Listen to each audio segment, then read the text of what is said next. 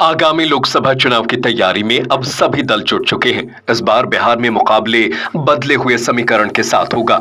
जदयू और भाजपा एक दूसरे के लिए विरोधी बनकर चुनाव लड़ेंगी। महागठबंधन ने एनडीए को पटखनी देने के लिए अब कमर कसना शुरू कर दिया है। विपक्षी दलों के गठबंधन इंडिया में सीट शेयरिंग पर अब बात होगी। वहीं बिहार में महागठबंधन के घटक दल भी अब अपने चुनिंदा सीटों पर नजर बनाए दिख रहे हैं। वाम दलों ने भी अपनी तैयारी शुरू कर दी है। भाकपा माले ने 9 सीटों का प्रस्ताव राजद को भेजा है। अगले साल होने वाले लोकसभा चुनाव के लिए सीटों पर अभी से मंथन शुरू हो गया है।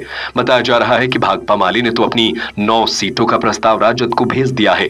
पार्टी के महासचिव दीपंकर भट्टाचार्य ने सीटों का प्रस्ताव राजद को भेजने की बात तो कही, मगर उन्होंने आंकड़ा नहीं बताया। मंगलवार को एक प्रेस कॉन्फ्रेंस में उन्होंने कहा कि बिहार में 2024 के लोकसभा चुनाव में किस पार्टी को कितनी सीटें मिलेंगी, इसे लेकर 30 सितंबर से पहले महागठबंधन की बैठक होगी, जिसमें टिकट बंटवारे पर चर्चा होगी।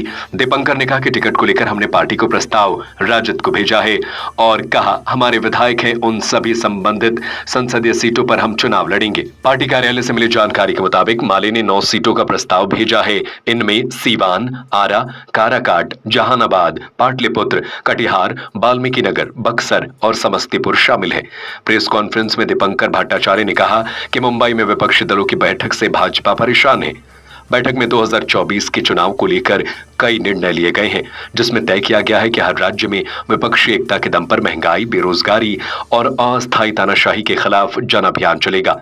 यहां भी 2 अक्टूबर से पार्टी और महागठबंधन का जन जागरूकता अभियान शुरू होगा। उन्होंने कहा कि यहां लोकसभा चुनाव की तैयारी भी शुरू कर दी गई है। उन्होंने कहा कि हम वन नेशन के विरोधी नहीं है, लेकिन वन इलेक्शन का हम विरोध करेंगे। ये केंद्र सरकार की चाल है और भाजपा चाहती है कि इसके बाद जीरो इलेक्शन भी लागू कर दिया जाए, ताकि वो नियम से ऊपर उठकर निर्णय ले सके।